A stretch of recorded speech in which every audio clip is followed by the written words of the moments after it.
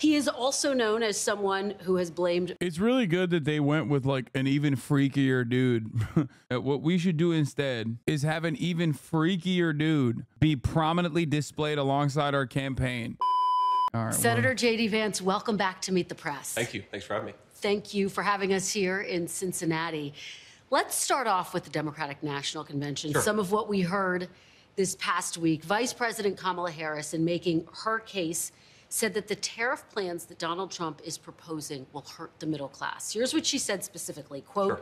He intends to enact what in effect is a national sales tax, call it a Trump tax, that would raise prices on middle-class families by almost $4,000 a year. Now, the estimates vary, but how do you respond to that charge that Trump's tariffs would hurt the middle class? Yeah, so if you step back a little bit, Kristen, there's this whole thing that Kamala Harris did at the convention where she made a bunch of claims about what would happen and not enough actually reflection on what already happened, right? Because Donald Trump was already president. He used tariffs to bring manufacturing jobs back to our country, and I think he'll do it again. And he did it while keeping prices extremely low. Did he? What jobs did Donald Trump bring back to the United States of America? Like, we're just lying now. That's cool. I mean, pound for pound, like, Joe Brandon, literally not the greatest president of all time by any metric, okay? Fairly certain did more to bring jobs back and bring manufacturing to the United States of America than Donald Trump did. Kick streaming counts as Trump jobs? He did. Because if you go back to the Trump presidency, we had 12,000 factories that were built during Donald Trump's presidency. Inflation never really ticked above 2% his entire administration. In fact, was sort of, around 1.5% most of the time that he was president. So when Kamala Harris says, if we do the thing that Trump already did, it's going to be way worse than it was last time, I just don't think that makes a lot of sense. Well, let's talk about Sure. Trump's record during his first term. He did impose rounds of tariffs, and it cost Americans nearly $80 billion in new taxes. Do you acknowledge that imposing more tariffs will ultimately cost consumers? Well, what it really does is it penalizes importers from bringing goods outside the country into the country. And I think that's just a necessary thing. We know that China and a number of other countries are using effectively slave labor to undercut the wages of American workers. Donald Trump thinks that has to stop. And again, what Kamala Harris is saying, Kristen, is that if you do this, you're somehow going to cause skyrocketing inflation. If he, wait, is he talking about undocumented migrants, or is he talking about third world offshoring and third world manufacturing? Either case, if he's talking about undocumented labor, then the solution to that would be obviously documenting them. It would be amnesty, and also documenting them so they can participate in the labor force in the exact same structure that like the documented American laborers can, and then advocate to unionize those jobs as well. Don't think he means that, okay? He would also advocate to abolish prison labor, which is slave labor. It is legal, okay? But beyond that, COVID wiped out a lot of the manufacturing gains that Trump brought in. But the idea that Donald Trump, like, revitalized American manufacturing is completely bullshit. Is he right? No, he's not right. The real reason as to why Republicans are so gung-ho about anti-immigrant sentiments, the 12,000 factories is not true. No, I think he said 1,200, not 12,000. Obviously, the CarnegieEndowment.org is probably going to not have a favorable attitude about U.S. tariffs. How Trump's tariffs really affected the U.S. job market. A recent study on U.S.-China trade concludes that Trump's trade policy cost the U.S. economy nearly 250,000 jobs, but his obsolete understanding of trade flows end up pointing trade policymakers in the wrong direction. Why aren't both sides pro-immigrant? Either way, they're documented and participating in the labor force. That's just more tax revenue, correct? It's because having a reactionary attitude towards immigrants is really good for the Republican Party in terms of like polarizing the base, in terms of making it seem like they have a different opinion. And it also is really good at keeping those people undocumented. Because if you were to document those people, then there wouldn't be a two-tier labor structure in this country that actually does depress the wages for the rest of the working class in this country. It's cheap labor. That's it. It's endlessly exploitable, cheap labor that is always recycled. You can just very easily deport them if they chirp. That's why our entire agricultural output relies on a steady flow of undocumented migrants crossing the border. Undocumented migrants also do pay taxes currently. They put in to the American economy a lot more than they take out. They can't take shit, to be fair. Oh, no, he for sure is talking about China. And the what? Bro, this literally, That's gotta be a slur. You know what I mean? Like, bro, you did not write that like that. No way, dude. Close enough, dog? Absolutely not close enough. Bro said Uyghur with a hard R. Oh my God. Unit sheet metal worker here. I worked when we had tariffs during Trump. It actually screwed us hard and we had a lack of work coming in because it skyrocketed the price of materials to make products. And we had furloughs a few times because of a lack of revenue. Can confirm tariffs does. Yeah. Anyway. In reality, Donald Trump already did it. He brought a lot of jobs back, and it didn't cause inflation. But it caused consumers to pay more. They paid more in taxes, $80 billion worth. To So do be you fair, acknowledge? This is unfair. Like, yeah, of course Biden created a shit ton more jobs, dude. Biden oversaw the COVID recovery. Like, Trump oversaw the worst aspects of the COVID lockdowns, and Biden oversaw COVID recovery. Like, that's not even a question. The U.S. added 15.8 million jobs during Biden's first 42 months in office, compared to a 2.7 million contraction during Trump's presidency.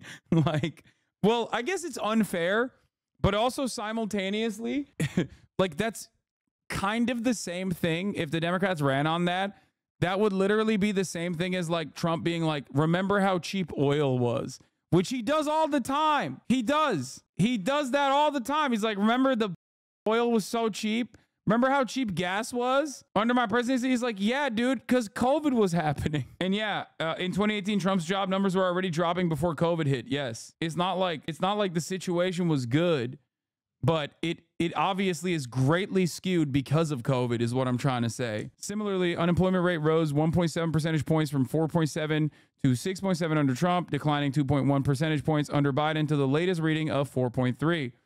However, the gross data paints a wholly incomplete picture of the labor market strength under both presidents as the COVID-19 pandemic upended the global economy beginning in 2020, causing U.S. employment to briefly spike to a record 14.8 after a whopping 22 million worker contraction from February 2020 to April 2020. That skewed Trump's numbers negatively and Biden's positively as the labor market returned to relative normalcy following the unprecedented shock.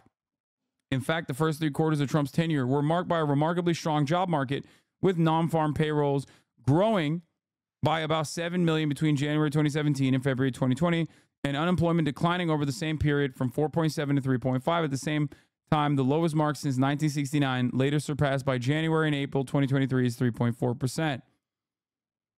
Wage growth has been slightly higher under Biden, with an average hourly earning growing by 17% under Biden thus far compared to the 15% during Trump's presidency. However, obviously, the Trump-era wage growth had a real wage growth for a lot of Americans because inflation wasn't out of control and outpacing wage growth as it did under the Biden administration for like 2 years.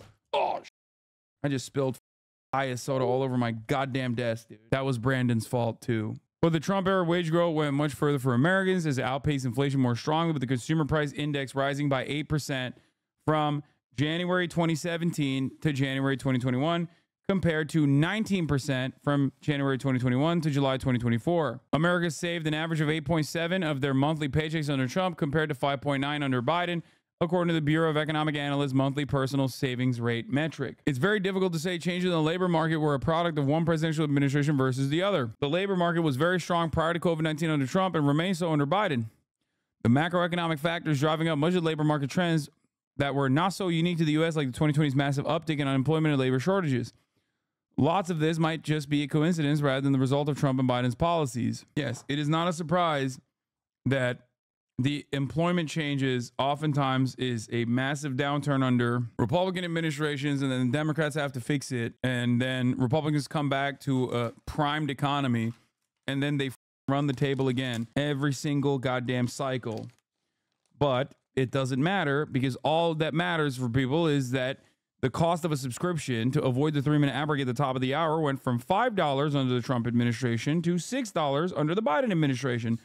That's what you care about. That's what you spend your money on. You know what I mean? So yeah, at the top of the hour, there's a 3-minute ad break. That's still the same. Well, I guess it was a 1-minute ad break under the early parts of the Trump administration. Now it's 3 minutes of ads in the beginning of the hour and 1 minute in the middle of the hour. You don't even know about that one because I don't tell you when I'm serving it. Secret ad break, the most dangerous of ad breaks of all. Anyway, here's the 3-minute ad break now. Why do you talk about the middle of the hour ad break like it's a treacherous bastard, son? Because it is. Stronger spending power is perhaps the best feather in Trump's cap in terms of shepherding the world's largest economy, reflected in polling, which suggests just 19% of Americans believe they're better off financially since Biden took office, compared to the 50% who think they are worse off.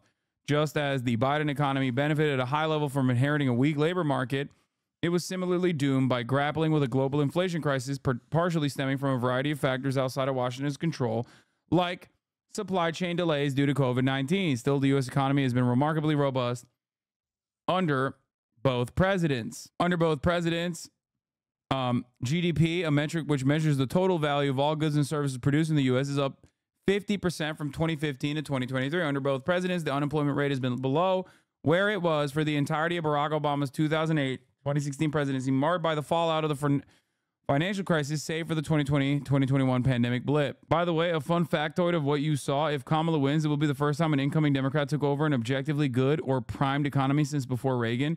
It also might be the first time in 100 plus years where an incoming Dem doesn't have the Senate. Yeah. Well, let's see what happens in Montana. But also, it's not an incoming Democrat taking over from a primed. It's an incoming Democrat that is, inheriting an economy that is on the upswing from a previous Democratic administration. So it's a little different because it's one term. If it was a 2-term recovery and then a Democrat won again, that would be unique, I think. Oh yeah, I forgot Biden was 1 term. I like to think of Biden as 0 term. I forget that he's president all the time. Yeah, it's not, that's a mistake that I make as well, chatter. Don't worry. Anyway, let's get back to this interview.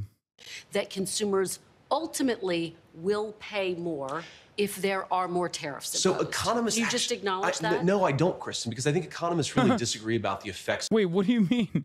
You don't acknowledge that? Why don't you acknowledge that? I mean, that is the case. Like, protectionist trade policy aside, like whether you agree with it or not, I don't know. But like, yeah, no, it definitely would. It definitely would be translated to the consumer. I mean, these guys say that when it comes to wage growth all the time. Oh, dude. Not only do economists think that, it's basically like, of course. Hey, it's Hasan, the OG propaganda guru. I assume when someone calls me an OG propaganda guru with a double S, this is probably not going to be someone who likes what I have to say. Double S classic, never fails. Yeah, tariffs absolutely translate cost directly back to the consumer. There is a way in which it wouldn't, I guess, if magically companies decided to cut away into their profits, but I doubt that they're going to do that. Just like I doubt that they would do that with wage growth. Economists disagree about the effects of tariffs. Oh my God, ask Grok. I'm going to die. Economist statement before the panel: imposing new U.S. tariffs on steel and aluminum will improve America's welfare. Disagree 28%. Strongly disagree 65%. Agree 0%. Uncertain 0%. It's like not a thing. That's not. To be fair, economists don't agree on. No, they do agree on this. Economists literally never agree universally on anything except for, yes, tariffs will absolutely increase costs. Of tariffs because there can be a dynamic effect, right? So what some economists will say is what you just said, that it will actually raise costs for consumers. But what other people say, and I think the record supports what this other view, is that it causes this dynamic effect where more jobs come into the country. Anything that you lose on the tariff from the perspective of the consumer, you gain in higher wages. So you're ultimately much better off. You have more take-home pay. Wait, I thought higher wages also literally directly added to the cost.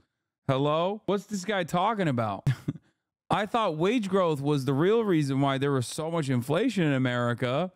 What happened? What's this guy talking about? You have better jobs, and also we have more reliance. Because one of the things we learned during COVID, I don't, by the way, blame Democrats for this, but one of the things we learned during COVID, Kristen, is that if our supply chains are really brittle, if we depend on the Chinese to make too much of our stuff, then prices can skyrocket at a time of crisis. The economists who say that tariffs are bad, they don't take that into account. And we've all learned it the hard way. And it is economists across the board, really. I mean, the Wall Street Journal says economic data showed that Donald Trump's trade war with China did not achieve its objectives of reversing the declines in U.S. manufacturing or reshoring factory jobs. I hear what you're saying. It's a complicated picture, but just on that bottom line point, you can't guarantee that Americans won't wind up paying a penny more, can you? Well, I think that what you can guarantee is that if you don't bring more manufacturing jobs back into this country, you don't make our supply chains more stable, you're going to cause higher prices over the long term. I think that is what is absolute. I think the tariff war on China stuff is like pretty crazy. It's also even crazier that Biden also ran with it too. Biden literally also personally went along with this and was like running on this as well. I suspect that it is to gear America, or to like try and move America away from China in terms of like its manufacturing hub, and then like, I don't know, maybe work with like India or something. I don't know. Like it's just like Cold War 2.0. China hates us though. What? Bro, I love China. Why do we have to hate China so much? China hates us though. First of all, China doesn't hate us at all. We're the largest. We are the mouths that they feed. What are you talking about? We eat nonstop. They love our shit, dude. As long as we buy garbage, they will forever be open to that. Like the inverse of this is China trying to improve and trying to open up new consumer bases by developing African nations, like to open up new markets so that they can sell to different markets in a way to offset you know, the potential American Cold War that will try to cut trade from China. I don't know if that'll actually happen, but who knows? I'm saying, like, as a cultural export, they hate us. What? The Africans don't want the Chinese there? I don't know about that. They want to open up African markets to move cheap manufacturing when the Chinese labor force is unwilling to do cheap labor? Yeah. Absolutely true. But you acknowledge they could wind up paying more. What I acknowledge, Kristen, is that unless we bring more manufacturing jobs back to this country, we are going to end up paying more in the long term. Remember, the whole promise, now, again, this was a bipartisan thing. My own party was as wrong about it as Democrats were, and Donald Trump was right about it. What they said is that if you shipped all of our manufacturing to East Asia and to Mexico, Americans would pay lower prices. Well, here we are now, and Americans are paying higher prices. And just one more thing on this, Kristen, because it's really important to go at what Kamala Harris actually said in her convention speech. She says that she wants to stand up to China on behalf of American workers. If you're not willing to impose tariffs on companies that are manufacturing in China, using slave labor in China, you're not standing up to the Chinese, and Americans are really going to suffer. And on pricing and prices right now, inflation obviously at its lowest level since 2021. But let's move on. Robert F. Kennedy, the big news yesterday. Very big news. He suspended his campaign, announced he's endorsing Donald Trump. He is also known as someone who has blamed vaccines for autism, antidepressants for school shootings, and it's really good that they went with like an even freakier dude. They were like, hey, JD Vance keeps talking about femoids, and that is not playing really well. What we should do instead is have an even freakier dude be prominently displayed alongside our campaign. Like a guy who objectively looks like he was like he is overtaken by, like, there's videos of him that he put out of himself as a part of his campaign strategy where he's surrounded by bugs, like bugs are crawling all over his skin. And recently said, quote, he won't take sides on what happened on 9/11. Sounds like a derogatory term for females. It is. I'm saying, like, JD Vance is doing like incel speak. Femoids. Do you have any hesitation about accepting his endorsement? No, Kristen, I don't, because we're going to disagree on issues, right? There are things that Robert Kennedy has said that I disagree with. I'm sure there are things that he said, or that I've said, excuse me, that he's going to disagree with. But I think what his endorsement represents is that Donald J. Trump's Republican Party is a big tent party. I was raised by two grandparents who are sort of classic blue dog Democrats.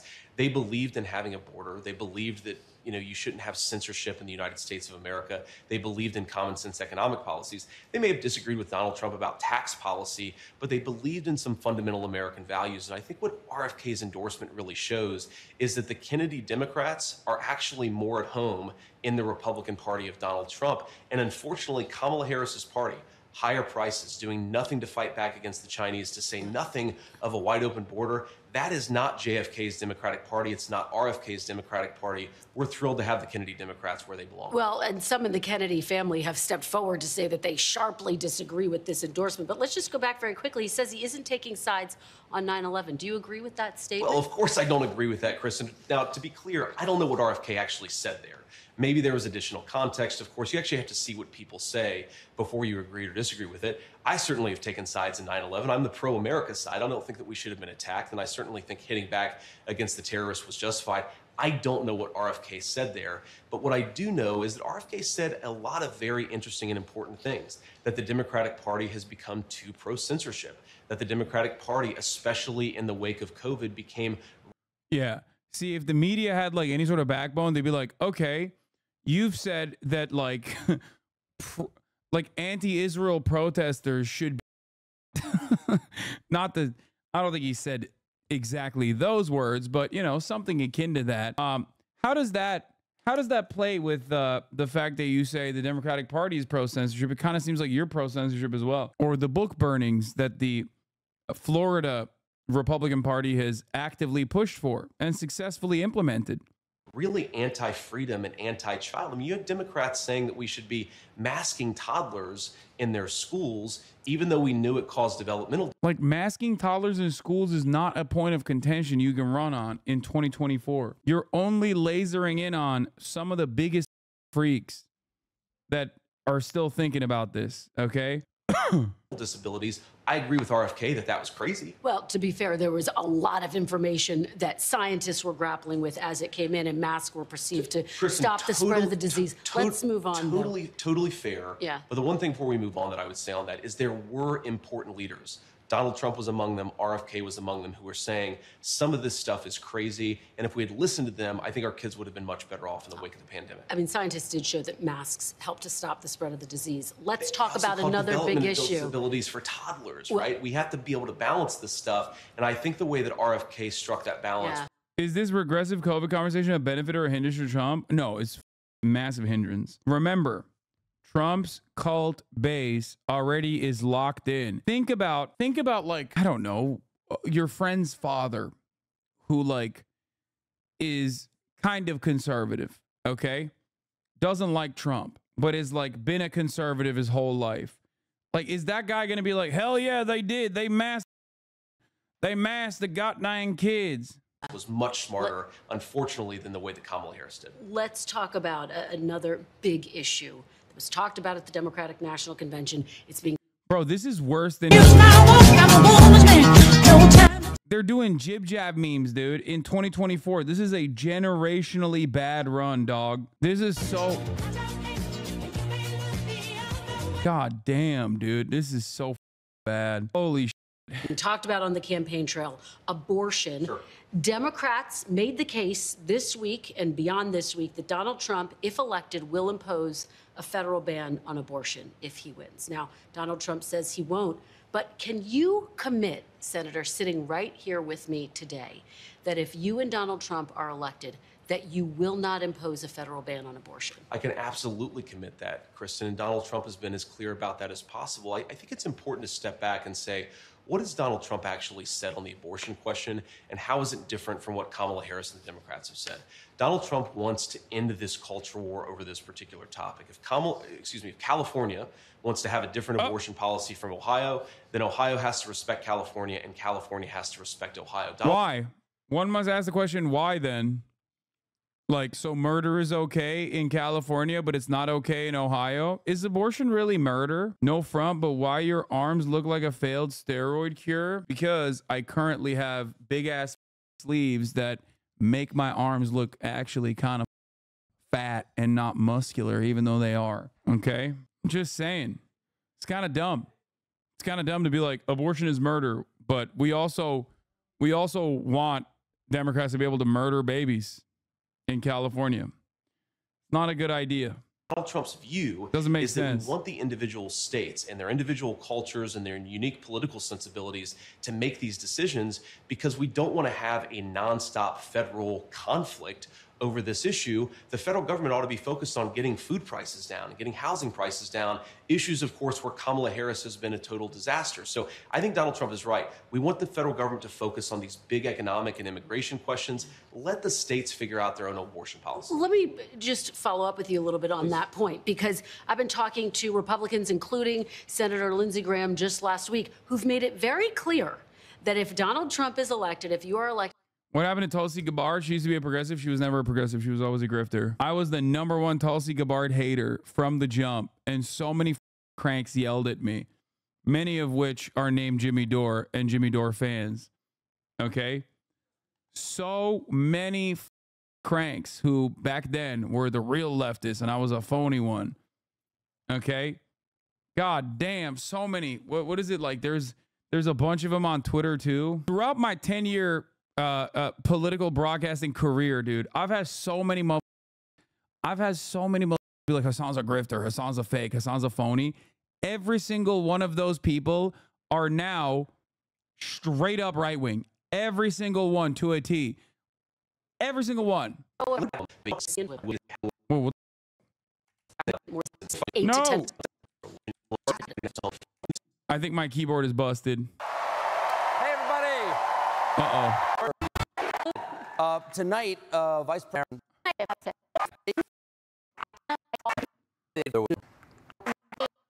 One can thrive. I gotta fix my keyboard is broken. No, it's the disconnect. The soda. Oh, dude. Wait, let me see if it worked. The soda. Minnesota. Let's see if it worked. Let's see if I can fix it. Okay, I fixed it. I don't know how, but I found this clip on you on Tulsi in 2019. I'm glad that Tulsi is the only one who's fucking out there fighting for these wars to end. It's just like such a one-trick pony. Holy shit. And I don't even believe in it. I don't believe in her. I hate to say it, but I want to, but I don't believe in her at all. That's literally a photo of Jank behind me. Then you too can be smeared. Your character can be smeared. Cool. I'm glad that this was 2019. This is earlier than 2019. That's in like the New Jersey. That's in the New Jersey house. My grandparents' New Jersey house. That no longer even exists. And it's a photo of, yeah, I'm on a MacBook. This is before 2019. Putting Jank on the wall like he's Stalin, bro. It was his room. What do you mean? Tulsi is the only one who's fucking out there fighting. Oh, it is 2019. Never mind. Look at the video date. Well, we all saw politics stuff you lined up for us today, so there's no point in going through it again. So gaming now, Peepo Shy. Okay. That clipper is still in here. Damn. That's long-term commitment, dude. Did your career explode in the last 5 years only? Yes. After I went full-time. After I went full-time in 2020, that's when my career popped off. World War 2.0 won't work. The U.S. wasn't economically dependent on the Soviet Union. I agree. All right, the rest of this stuff is kind of boring. But let's see Michael Costa talk to some extremely confident Dems.